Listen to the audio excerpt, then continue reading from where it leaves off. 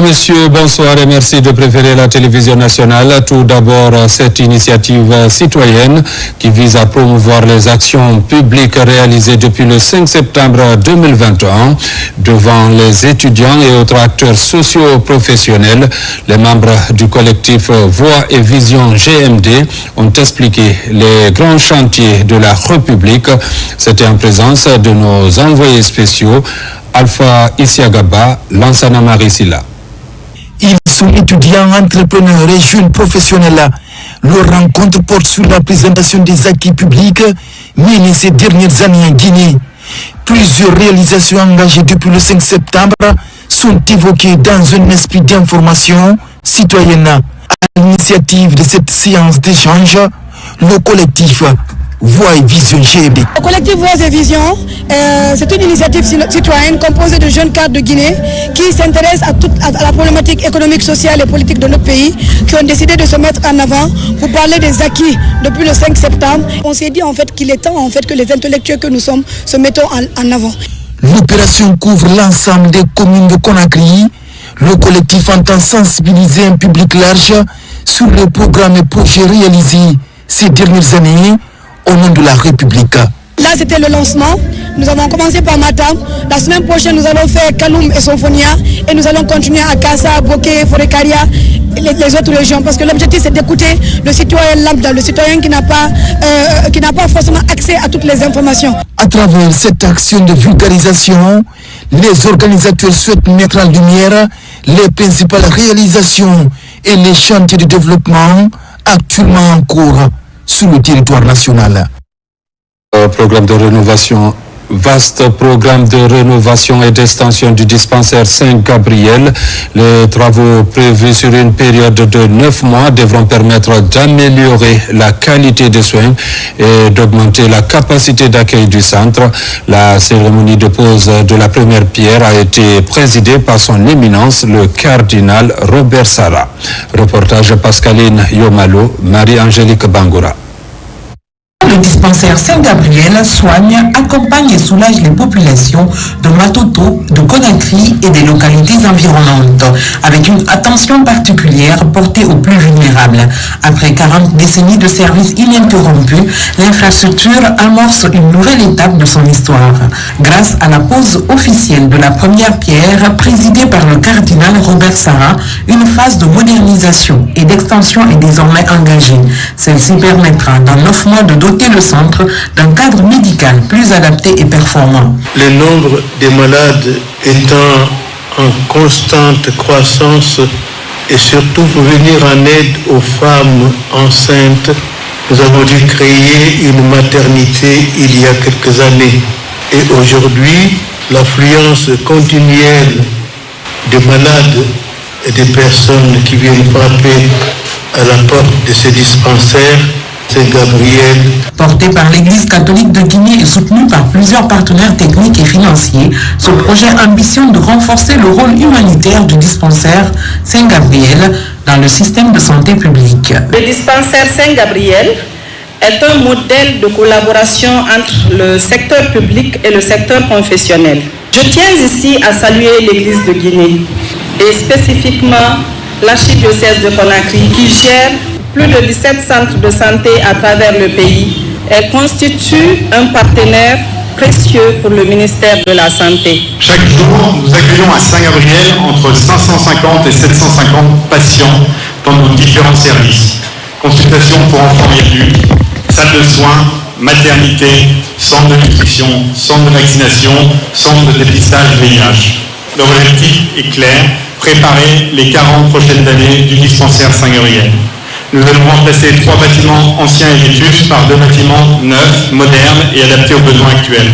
Ces travaux seront largement financés par le groupe Topaz. Ils dureront 9 mois. Ainsi, nous pourrons faire tous les travaux en continuant notre mission. L'extension prévue permettra d'accroître significativement la capacité de prise en charge des patients. À terme, le centre pourra répondre plus efficacement à la forte demande médicale, garantissant ainsi la continuité d'un service essentiel pour des milliers de familles, notamment celles issues de milieux défavorisés. Dans le cadre des 16 jours d'activisme contre les violences basées sur le genre, le service Genre et Équité du ministère de la Santé renforce les compétences du personnel soignant de 8 centres médicaux de Conakry. Une formation qui vise à améliorer la prise en charge médicale, psychologique et humanitaire des survivantes des VBG. Reportage Adiatou Bari.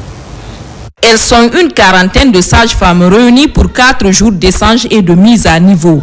L'objectif est clair, renforcer leurs compétences pour une prise en charge médicale et psychologique plus humaine, sécurisée et équitable des survivantes de violences basées sur le genre. Cette session rappelle le rôle essentiel des sages-femmes dans l'accueil, l'écoute empathique et l'accompagnement des survivantes, souvent première personne à entrer en contact avec elles dans les structures sanitaires. Notre recommandation ici en tant qu'institution, c'est vraiment prendre toutes les dispositions utiles et idoines, de bien écouter les formateurs pour que ces outils ou bien ces enseignements soient pour vous et pour toute la population vraiment des liens solides pour barrer vraiment ces conséquences négatives au sein de nos populations. Il y a aussi des zones violentées, ça existe. Le projet doit s'intéresser à ça. C'est vrai que la majorité c'est chez les femmes. C'est des éléments aussi qu'il faut sortir quand on parle du genre et de l'équité. Les moyens existent en Guinée pour la prise en charge des VGB. Deuxième exemple, c'est l'investissement. On a déjà du personnel qui existe, il suffit juste de les former à travers ces projets-là.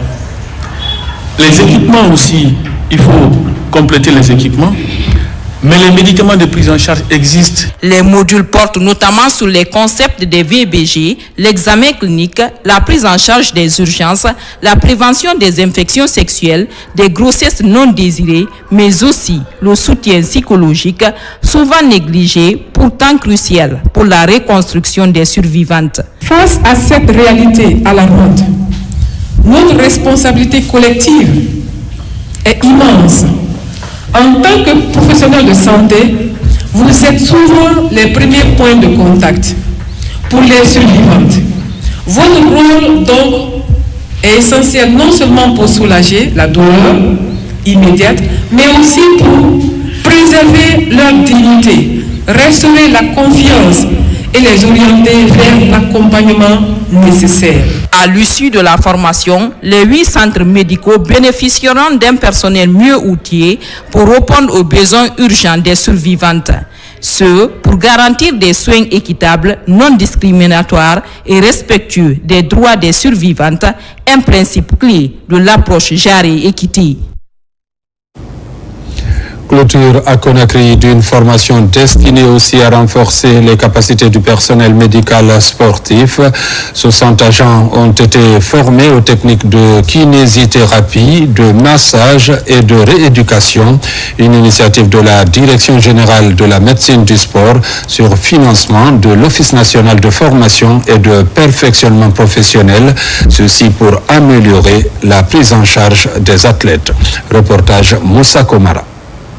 C'est un jour d'accomplissement et d'espoir pour ces 60 agents médico-sportifs. Ils viennent d'achever une formation intensive en kinésithérapie sportive, massage et rééducation fonctionnelle. À l'origine de l'initiative, la médecine du sport sur le financement de l'Office national de formation et de perfectionnement professionnel. Ce certificat en kinésithérapie sportive, massage et rééducation fonctionnelle représente bien plus qu'une attestation pour nous. Il symbolise un véritable engagement à améliorer les conditions de santé de nos sportifs. Aujourd'hui, nous ne clôturons pas seulement une formation. Nous apportons notre pierre au renouveau du sport guinéen. Grâce à cette session de kinésithérapie sportive, vous êtes désormais outillés pour prévenir, traiter et accompagner nos athlètes avec des approches professionnelles, efficaces et adapté aux exigences du sport moderne. Ces nouveaux professionnels devraient jouer un rôle clé dans la performance sportive.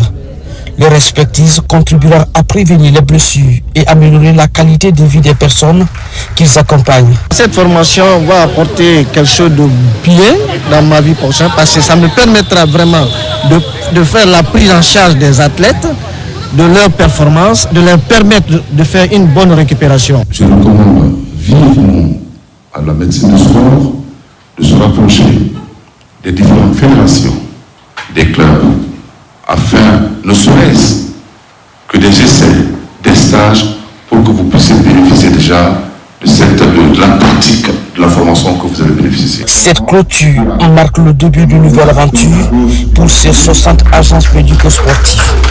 Leur utilisation rationnelle et judicieuse reste le principal défi.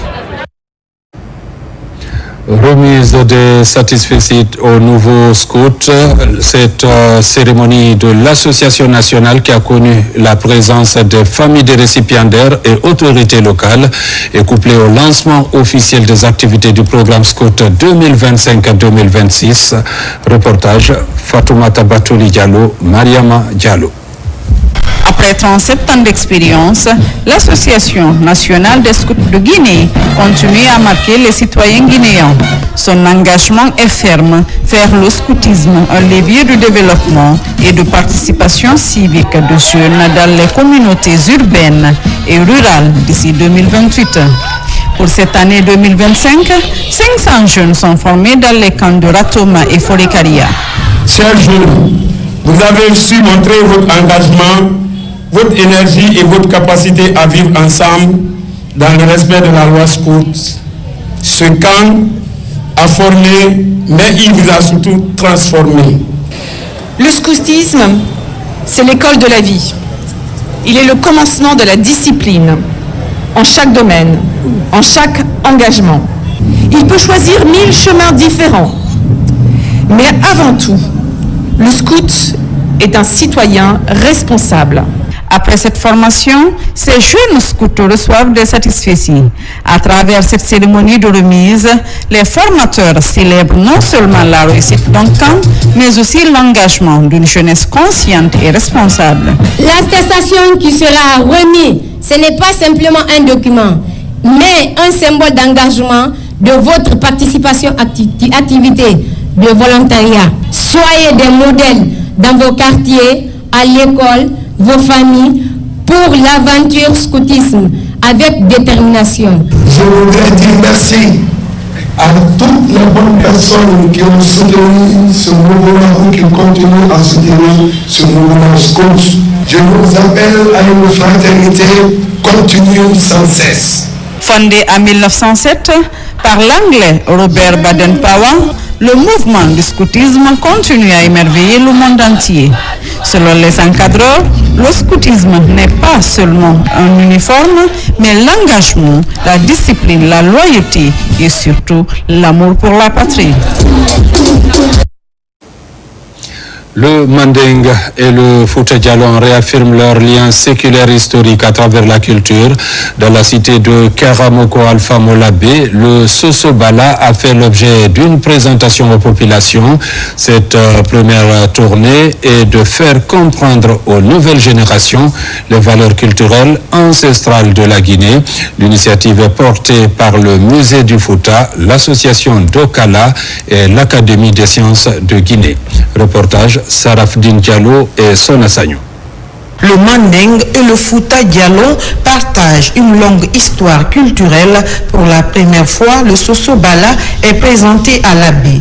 En dehors de son site d'origine à Niagasola, un instrument ancien de près de 400 ans inscrit dans le patrimoine commun des deux régions. Aujourd'hui, nous sommes à l'abbé pour présenter l'espace culturel du Sosobala. Le balafon s'est retrouvé sur le territoire de Niagasola depuis 1930.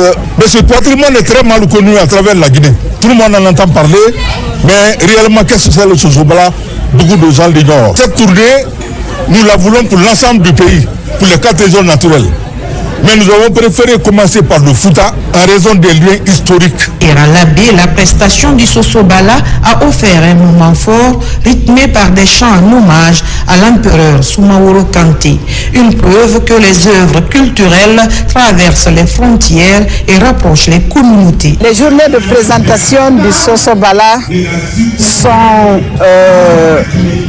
un objectif atteint d'un projet que l'association d'Okala, le musée du Fouta, ont concocté Et les deux institutions ont été accompagnées par le ministère en charge de la culture et l'Académie des sciences de Guinée. C'est un honneur pour moi d'être à l'origine du déplacement du Sosobala vers le Fouta Djallon. L'arrivée du Sosobala ici doit être vue comme un pont jeté pour permettre aux populations de vivre ensemble dans la paix, dans l'unité et aussi dans le respect, n'est-ce pas, des identités. Le Sosobala est un instrument aujourd'hui mondialement connu. Et le problème, c'est qu'il faudrait qu'au niveau de notre pays, la jeunesse soit au courant de cette réalité du Sosobala. C'est un élément de notre culture. Et c'est aux jeunes, justement, de faire découvrir nos valeurs ancestrales. Reconnu par l'UNESCO comme chef d'œuvre du patrimoine oral et immatériel de l'humanité en 2001. Le Sosobala a rejoint en 2009 la liste représentative du patrimoine culturel immatériel de l'humanité. Mesdames, Messieurs, c'est la fin de cette édition. Merci à vous qui nous suivez du côté de Kodiarance et dans la préfecture de Mandiana, comme partout ailleurs dans le monde. Bonne suite de programmes sur la télévision nationale.